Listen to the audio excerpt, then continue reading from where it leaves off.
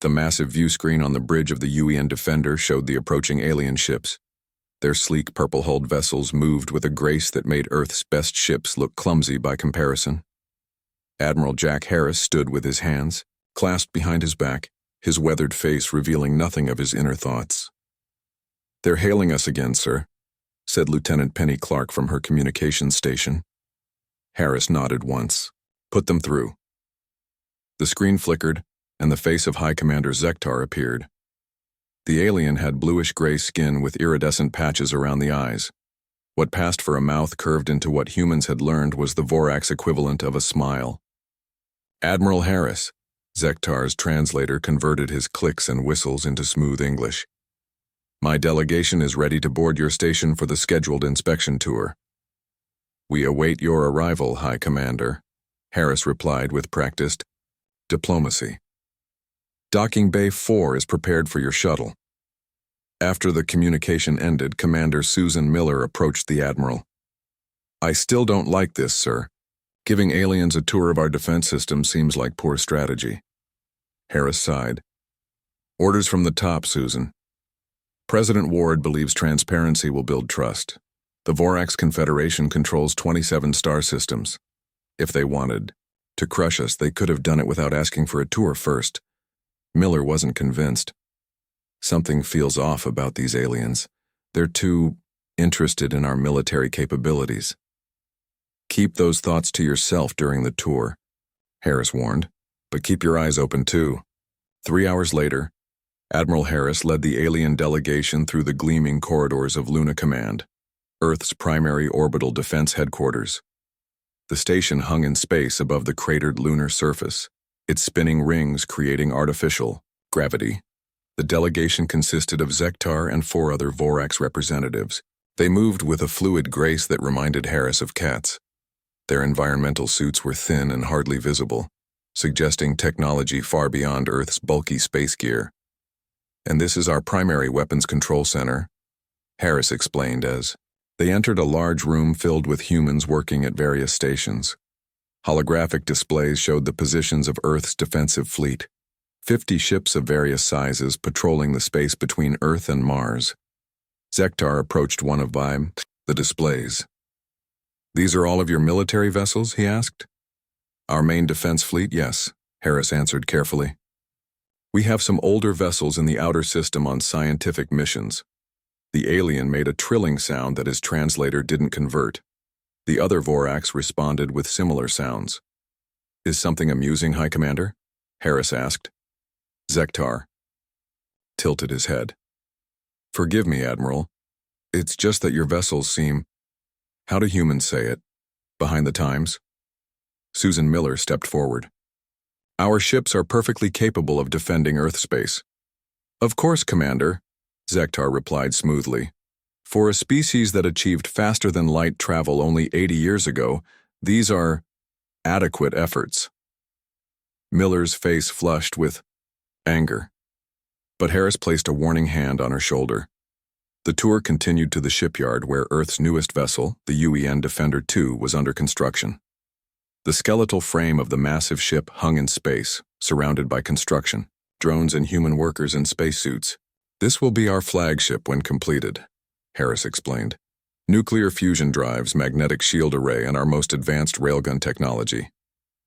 One of the Vorax delegates, a scientist named Krell, according to his introduction, approached the viewing window. "You still use particle acceleration weapons, not energy-based systems?" "We find kinetic weapons reliable in space combat," Harris replied. "And nuclear fusion?" Krell continued. "Not antimatter or zero-point energy?" "Nuclear fusion meets our needs," Harris said simply. Zektar made that untranslated trilling sound again, and this time it spread through the entire delegation. It didn't take a xenolinguistics expert to recognize the sound of laughter. "Fascinating," Zektar said after composing himself. "Truly fascinating. Your species has accomplished much in a short time, Admiral. We look forward to cultural exchanges in the future." After the tour concluded and the Vorax delegation returned to their shuttle, Harris and Miller watched from the observation deck as the alien vessel departed. "They were laughing at us," Miller said through clenched teeth. The whole time they were laughing at our technology. Harris's face remained neutral. Yes, they were. And that doesn't bother you? Miller asked incredulously. Harris turned to her, his eyes hard. What bothers me is their interest in our defensive capabilities. They didn't ask about our art, our music, our philosophy. Just our weapons, our ships, and our defenses.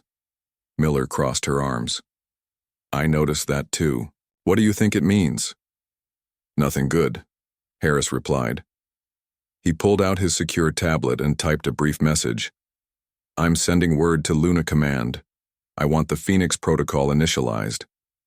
Miller's eyes widened. Sir, that's a war preparation protocol. We haven't used it since the Mars colony dispute 50 years ago. Better safe than sorry, Harris said. And contact Director Grace Rogers at the Ceres Research Station. Tell her to prepare a report on the Mountain King assets. Mountain King? Miller frowned. I don't have clearance for that project. You do now, Harris said, passing her a secure access chip. As of this moment, you're my Mountain King liaison. Miller took the chip hesitantly. What exactly is Mountain King, sir? Harris looked out at the stars. Insurance, Commander, the kind we hope we never need to use. He turned back to her with a grim smile. The Voreks think they've seen our fleet. They haven't seen anything yet. That night, as Earth rotated below the station, Jack Harris couldn't sleep. He stood in his quarters, looking out the small viewport at the blue-green planet below. 30 years in Earth's Navy had taught him to trust his instincts, and every instinct he had told him the Voreks weren't the friendly neighbors they claimed to be. His secure communicator beeped. The message was brief. Phoenix Protocol activated. Mountain King assets on standby. Authorization to proceed at your discretion. President Ward. Harris took a deep breath.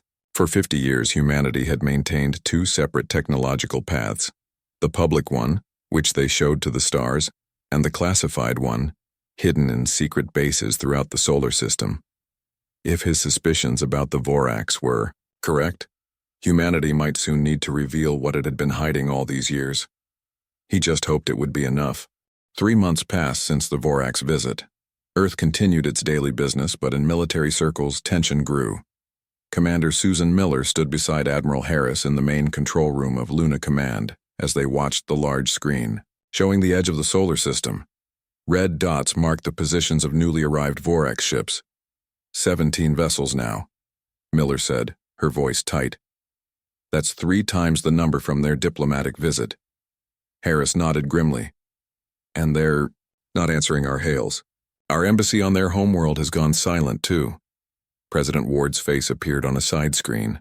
The leader of the United Earth government looked tired, dark circles under her eyes. Admiral, what's your assessment? Madam President, these are not the actions of a friendly neighbor, Harris replied. The Voraks are positioning for something, and I don't think it's a surprise party. Could it be a misunderstanding? Ward asked. A military exercise they forgot to tell us about? Miller exchanged a glance with Harris. Madam President, she said carefully, their ships are in attack formation. That's not a misunderstanding. The President rubbed her temples. How long do we have? At their current speed, they'll reach Earth orbit in 2 weeks, Harris answered. Maybe sooner if they accelerate. Options? Ward asked. Harris straightened his shoulders. I recommend full activation of Mountain King. Now. There was silence. On the line. Mountain King had been Earth's best-kept secret for 50 years, a shadow military program hiding humanity's true technological capabilities from alien eyes. You're certain? Ward finally asked. Yes, Madam President, Harris replied without hesitation. The Voreks came here to assess our strength. They found what we wanted them to find, an emerging species with modest technology. Now they're back to take what they want. Ward closed her eyes briefly. Very well. Mountain King is fully activated. God help us all. The screen went dark. Harris turned to Miller. Time to see what's been hiding in the dark, Commander. Miller nodded. I'll inform the Phoenix squadrons to prepare for defensive positions around Earth. That should keep the Vorax focused on us while we wake the real fleet. Harris activated his secure communicator. This is Admiral Harris to Series Control. Authorization code, Sleeping Giant. I repeat, Sleeping Giant. A woman's voice responded immediately. Confirmed, Admiral. Sleeping Giant protocol initiated. Awakening. Sequence has begun. Deep inside the asteroid Ceres, in a massive hollowed-out chamber hidden from all external scans, Lieutenant Alan Ross felt the floor vibrate beneath his feet. Red alert lights flashed along the walls of the underground base. It's not a drill, his supervisor, Captain Liz Howard, announced to the room of shocked personnel. Mountain King has been activated. All teams to your stations. Ross hurried to his post in hangar control. The massive doors of the underground hangar were sliding open for the first time in years, revealing what lay inside. Ships. Massive warships. Nothing like the vessels in Earth's public navy. These monsters were built with technology that humanity had kept hidden from alien eyes. Technology that put even the Vorax to shame. Reactor startup sequence initiated for USS Leviathan, announced Engineer Pete Gordon from his station. Ross watched through the reinforced glass as lights began to flicker on across the enormous black hull of the first vessel. The Leviathan was nearly a mile long, its surface dotted with weapon ports still sealed shut. Unlike the boxy functional designs of Earth's public navy, this ship was sleek, predatory. How long until they're ready? Ross asked. 6 hours for Leviathan, Gordon replied. The others will follow in sequence. All 7 should be operational within 24 hours. Ross shook his head in wonder. 7 ships against 17 Vorax vessels? Captain Howard smiled grimly. Quality over quantity, Lieutenant. Each of these ships could take on the entire Earth defense fleet and win without breaking a sweat. Back at Luna Command, Admiral Harris and Commander Miller entered a secure room that few knew existed. Inside, a dozen officers waited, each wearing a uniform without insignia. Ladies and gentlemen, Harris addressed them, welcome to the Shadow Fleet Command. For years you've trained in secret for this moment. Now it's time. He activated a holographic display showing the solar system. The Vorax think they know what they're facing. They've seen our public fleet, outdated ships with basic weapons. What they don't know is that for the past 50 years, Earth has been developing technology in secret. Miller stepped forward. Your mission is simple. Take command of the Mountain, King vessels, and stop the Vorax invasion. Show them what humanity is really capable of. One of the officers, Captain Ben Wilson, raised his hand. Sir, may I ask why we maintain this deception? Why not show our true technology from the beginning? Harris nodded, having expected this question. Human history taught us caution. When powerful civilizations meet less advanced ones, the results are rarely good for the weaker side. From our earliest deep space probes, we detected signals indicating advanced species. Rather than announce ourselves as newcomers with our best technology, Earth's leaders chose to appear less threatening. We showed the galaxy an acceptable version of humanity, Miller added. A young species finding its way, while we prepared for the day someone might come with conquest in mind. That day has arrived, Harris said. Captain Wilson, you will command the USS Leviathan. The rest of you have your assignments. Your ships are awakening as we speak. As the officers filed out, Miller turned to Harris. Do you think 7 ships will be enough? Harris smiled for the first time in days. Those aren't just ships, Susan. They're the most advanced weapons platforms ever created by human hands. Singularity drives, gravity lances, phase shields, technology we've developed but kept hidden. And they're just the first wave. On the bridge of his flagship, High Commander Zektar reviewed the final invasion plans. The human vessels were scrambling in obvious panic, moving to defensive positions around their homeworld. Pathetic, he said to his second-in-command. Their primitive ships won't last 5 minutes against our weapons.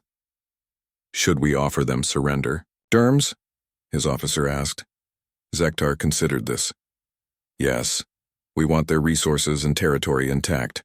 Send the message, submit, or be destroyed. The officer transmitted the ultimatum to Earth. The response came back almost immediately. High Commander, the officer said with surprise. "The humans say, 'Come and get us.'" Zektar laughed. "Such spirit. It will make crushing them all the more satisfying." Little did he know that deep in the asteroid belt, the first of humanity's true warships was powering up its engines, preparing to show the Vorax what Earth was really capable of building when survival was at stake. Captain Ben Wilson stood on the bridge of the USS Leviathan, watching as his crew took their stations. Unlike the cramped bridges of Earth's public Navy vessels, the Leviathan's command center was spacious, with holographic displays floating in the air rather than fixed to screens. The ship hummed with power as its singularity drive came online. "Engine status?" Wilson asked his chief engineer. "Singularity core stable at 45% output," Engineer Kate Winters replied. "We can push to full power when needed." Wilson nodded. "Weapons?" Lieutenant Alan Ross, recently promoted to weapons officer on the massive vessel, checked his console. "Gravity lances charged, phase shields at maximum, point defense grid online." Wilson took a deep breath. For 15 years, he had trained in secret for this moment. The Leviathan had never left its hidden dock inside Ceres. Most of Earth's citizens didn't even know ships like this existed. "Communications, patch me through to the rest of the Mountain King fleet," Wilson ordered. 6 other captains appeared on the main display, each on the bridge of their own advanced vessel. USS Colossus, USS Titan, USS Behemoth, USS Atlas, USS Goliath, and USS Hercules. 7 ships that represented humanity's true technological capability. "Final system checks complete," Wilson told them. "We launch in 30 minutes. Remember, stay in the shadow of Ceres until my signal." The plan was simple but bold. While Earth's public navy engaged the Vorax fleet near Mars to draw their attention, the Mountain King vessels would emerge from hiding and strike from behind. Back at Luna Command, Admiral Harris and Commander Miller monitored the approaching Vorax fleet. The alien vessels had accelerated, cutting their arrival time to just 3 days. "Our defensive fleet is in position near Mars orbit," Miller reported. 57 ships ready to engage." Harris nodded grimly. "They'll be badly outnumbered and outgunned, but they only need to hold the Vorax's attention long enough." President Ward's face appeared on the command screen. "Admiral, are the Mountain King vessels ready?" "Yes, Madam President." "They launch in 20 minutes. And if they fail?" Ward asked quietly. Harris met her eyes through the screen. "Earth still has more surprises, Madam President. The Mountain King fleet is just the first layer of our true defense." On the bridge of his flagship, High Commander Zektar watched as the small dots representing human vessels came into view on his tactical display. The primitive ships had formed a defensive line near the Red Planet. "Such a basic strategy," Zektar remarked to his officers. "They don't even attempt to hide their positions. Perhaps they hope to negotiate when they see our full strength," his second-in-command suggested. Zektar made a dismissive gesture. "The time for talk is over. They had their chance to surrender. Now they will learn why the Vorax Confederation rules 27 star systems." He turned to his weapons officer. "Prepare main batteries, target their largest vessels first." Back inside Ceres, the massive hangar doors of the secret base opened fully for the first time in decades. The USS Leviathan, nearly a mile long and black as space itself, eased out of its dock, followed by its 6 sister ships. "Engage stealth systems," Captain Wilson ordered.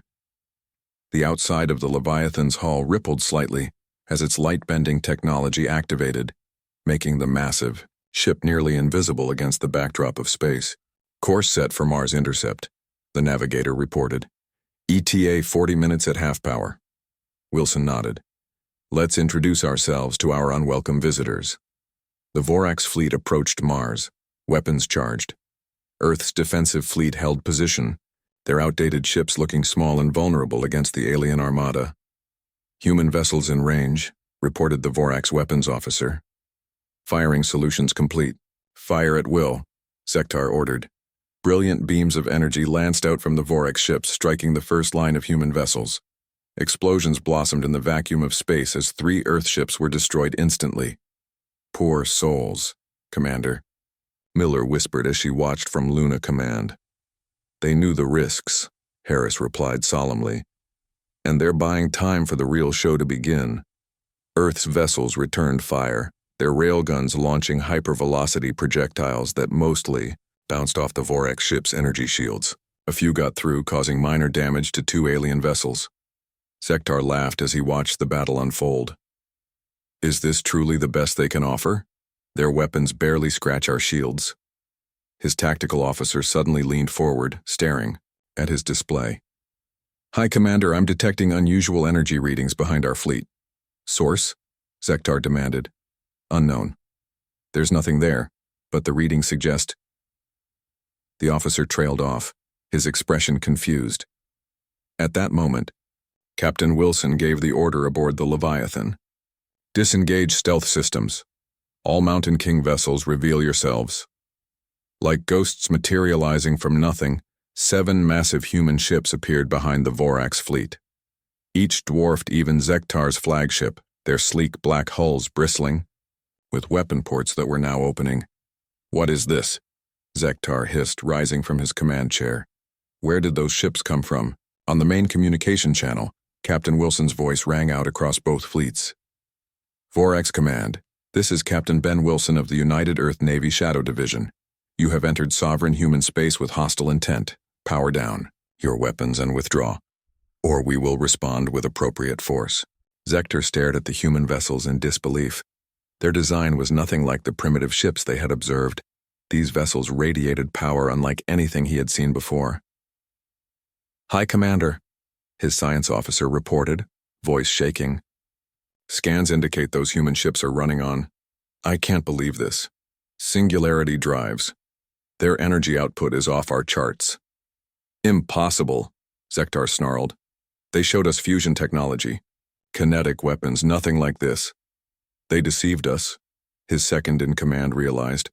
"Showed us what they wanted us to see." Zektar's anger flared. "No primitive species tricks the Vorax Confederation. Target those new vessels and fire everything." The Vorax fleet turned, bringing their weapons to bear on the Mountain King ships. Energy beams lashed out, striking the USS Leviathan directly. The beams splashed harmlessly against an invisible barrier surrounding the human vessel. "Direct hit," reported Lieutenant Ross on the Leviathan's bridge. "Phase shields holding at 99%, no damage." Captain Wilson nodded calmly. "Return fire.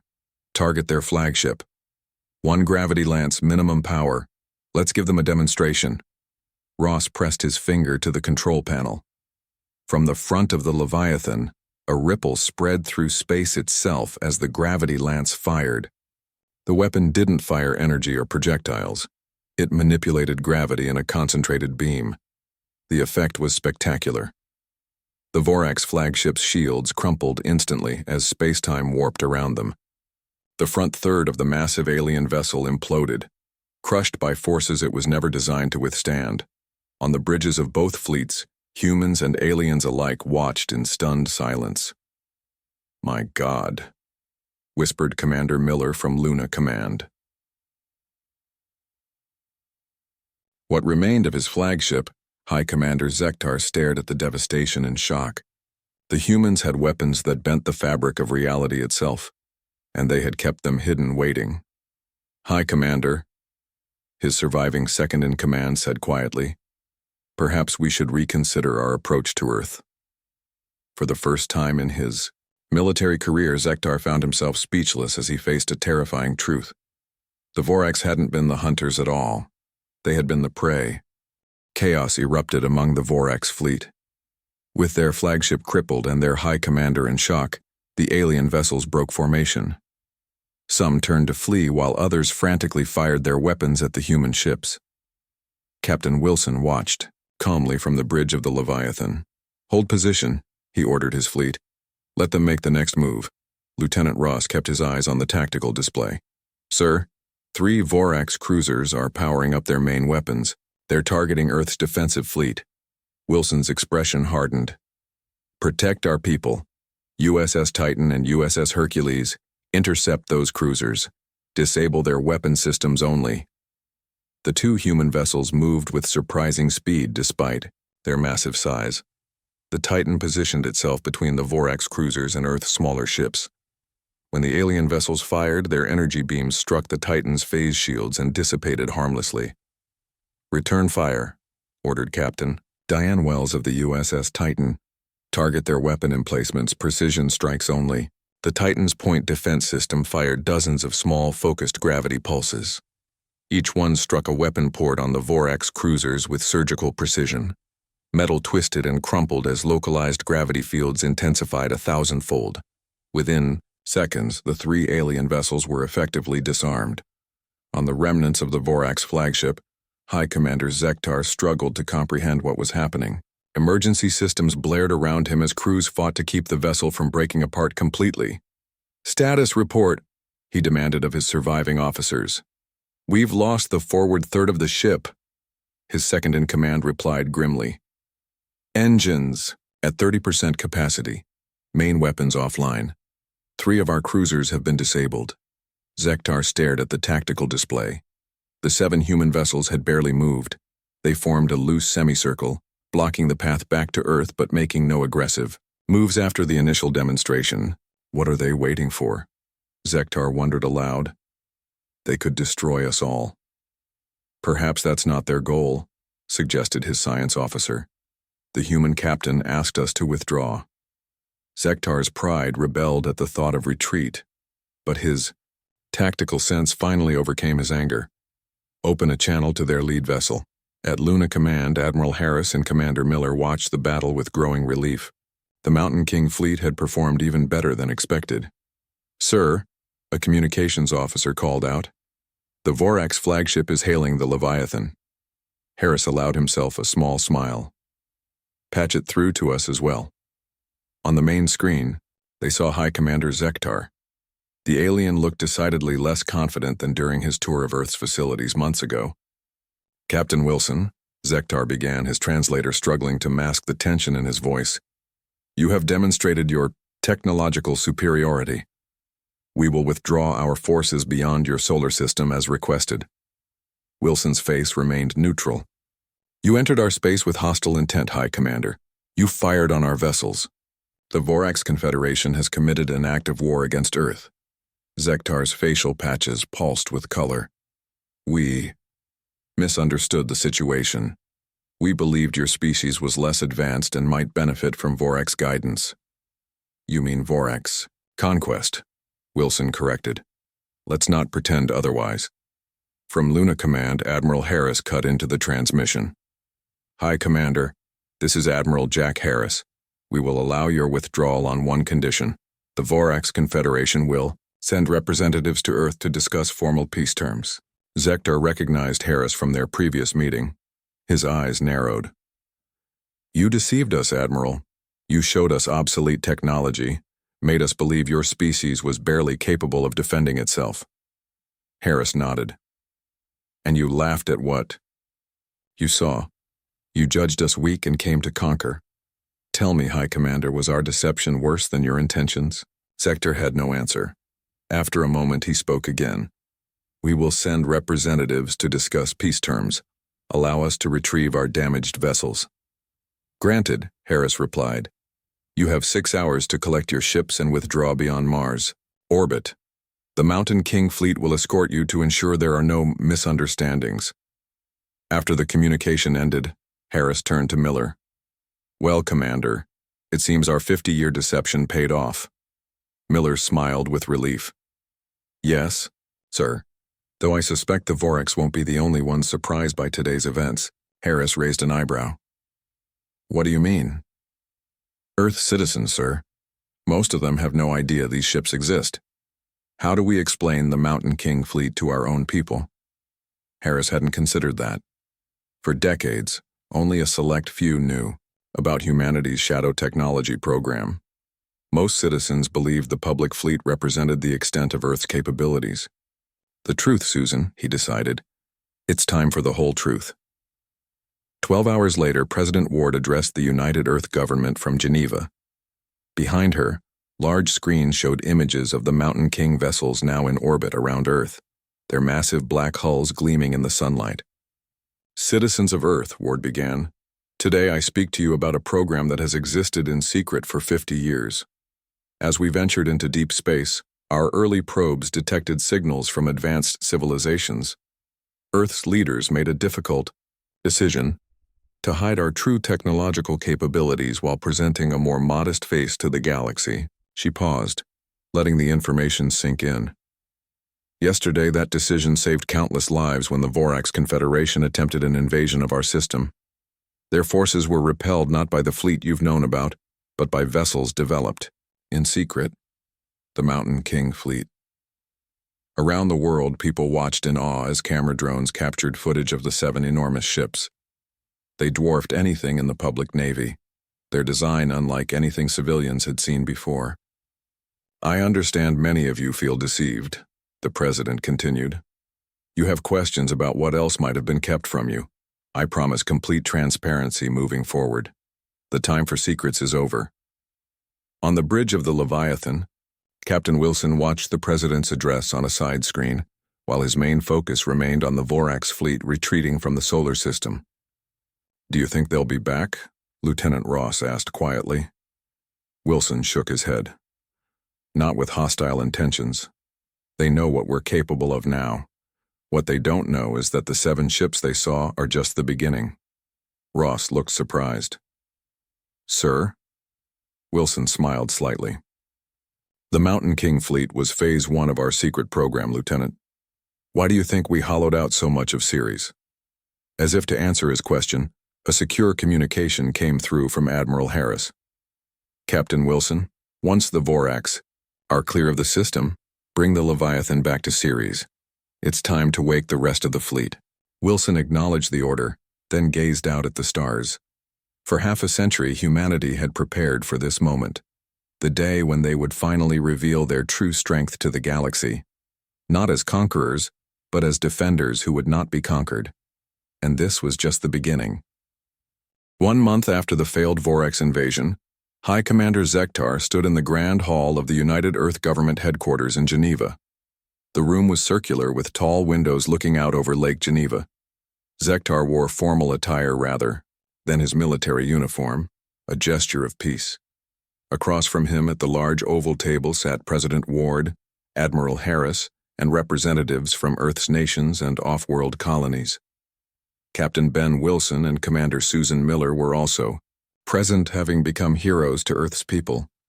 The terms are acceptable, Zektar announced, his translator conveying the formal tone. The Vorax Confederation agrees to recognize Earth's sovereignty and all human colonies. We will establish trade relations on equal terms and share cultural knowledge. President Ward nodded. And the matter of military boundaries? Zektar's skin patches shifted color slightly. The Confederation acknowledges the Sol system and all current human settlements as protected space.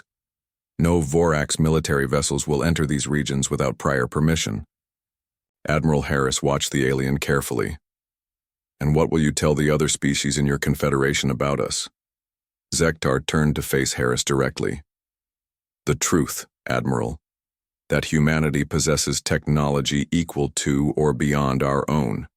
That you chose to hide your capabilities until provoked, that you showed remarkable restraint when you could have destroyed our fleet entirely. Harris nodded, satisfied with the answer. The peace treaty was signed with little fanfare, but great significance.